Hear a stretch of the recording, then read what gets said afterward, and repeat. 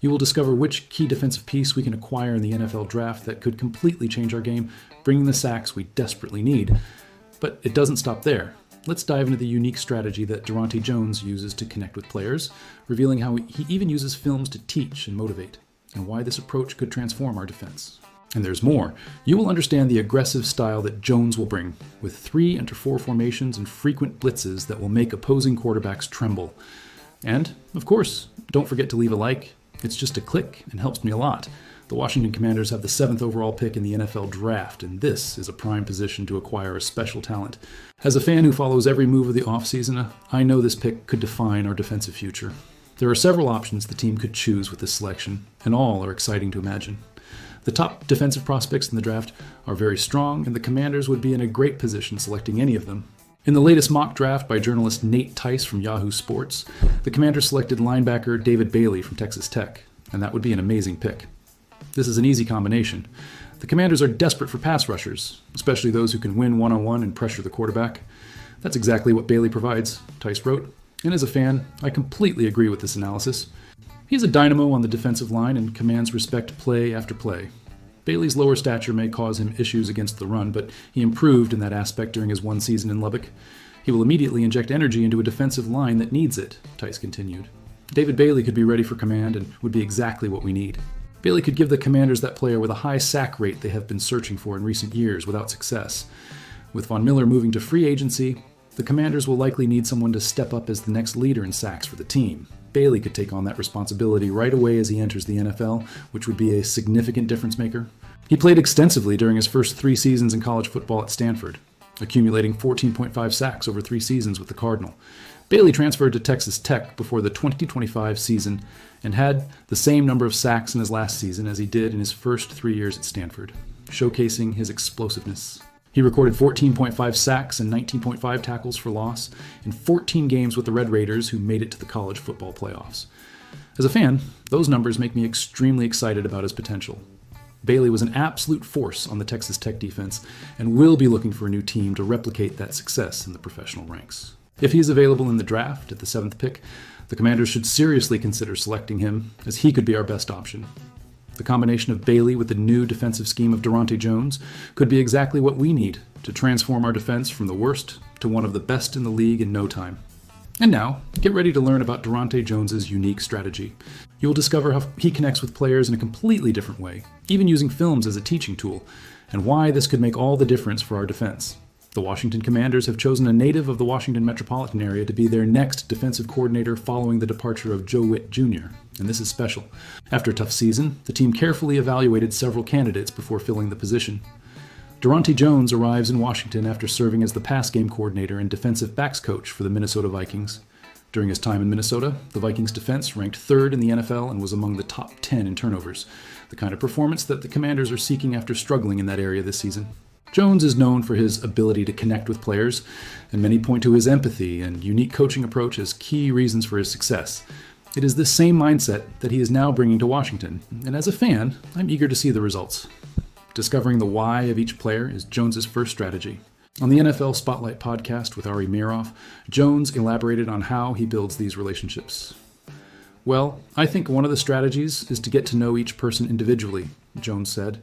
I always tell the players that everyone will be treated fairly, he continued. While acknowledging that players come with different levels of experience, whether veterans or younger, Jones emphasized that the desire to be coached is universal and important. Still, every player wants to be coached, and you need to find a way to meet them where they are, he said. By nature, everyone wants to feel important or valued, Jones added. So you dedicate yourself to getting to know that person as an individual, finding out what their goals are, what their why is, and trying to help them achieve those. Using film as a teaching tool is another innovative strategy of Jones that impresses me. Jones even uses film to connect with players and creatively reinforce teaching points. There are films from all genres, from all eras, so there's always something I can use as an example, he said. Whether it's hip-hop films or comedies, Jones looks for cultural references that players can personally identify with. Using different examples that they can relate to and remember also allows them to recall the teaching point, Jones added. Why this is important for Washington is a crucial question. This approach could be particularly valuable for the Commanders' defense, which has a mix of veterans, young starters, and developing talent.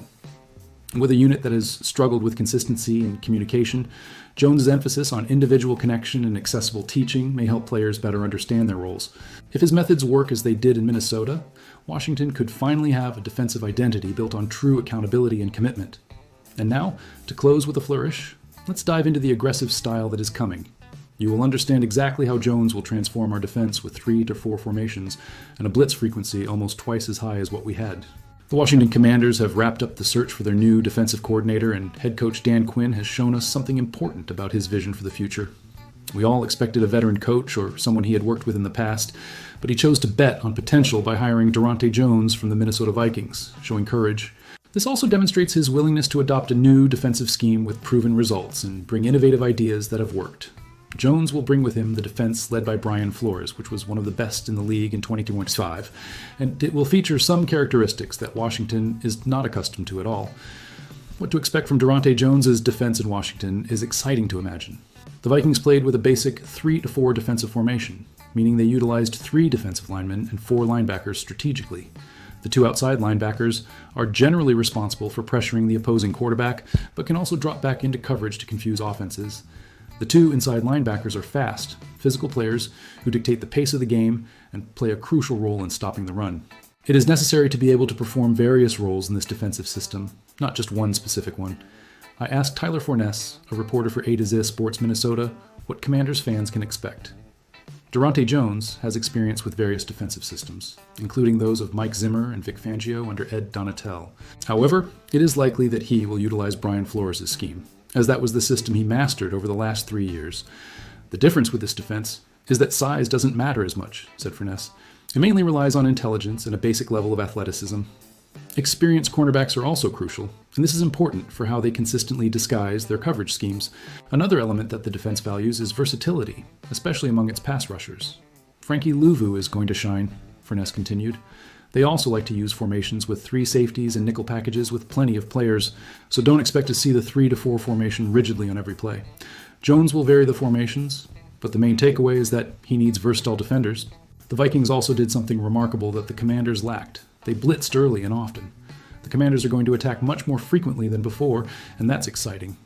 One aspect that really stood out was the frequency with which the Vikings used blitz compared to the Commanders. The Commanders blitzed about 26% of the time, while the Vikings did so about 48% of the time, almost double.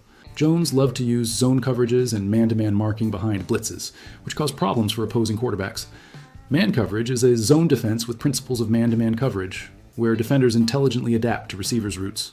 Overall, fans should be excited about the defense's performance next season, and as a fan, I'm very excited. Expect a more frequent 3 to 4 scheme, which will help with blitzes, disguised formations, and also the flexibility to do many different things. Expect a more aggressive and violent, yet disciplined defense, like the one we wanted to see on the field. Hey, fan, after getting to know David Bailey as our potential draft pick who could bring 14.5 sacks per season, understanding Daronte Jones' unique strategy of using films and individual connections to teach, and discovering that we will have blitzes on 48% of the plays compared to the previous 26%, which of these changes excites you the most? Do you believe Bailey is the right choice at the 7th position, or should we aim for another prospect if he's available? And more importantly, do you trust that the combination of Jones's personal approach with the aggressive 3-4 scheme will be able to transform the worst defense in the NFL into an elite unit in just one season, especially if we add Bailey and other talents? Leave your opinion in the comments. I want to know what you think about the future of the Washington Commanders.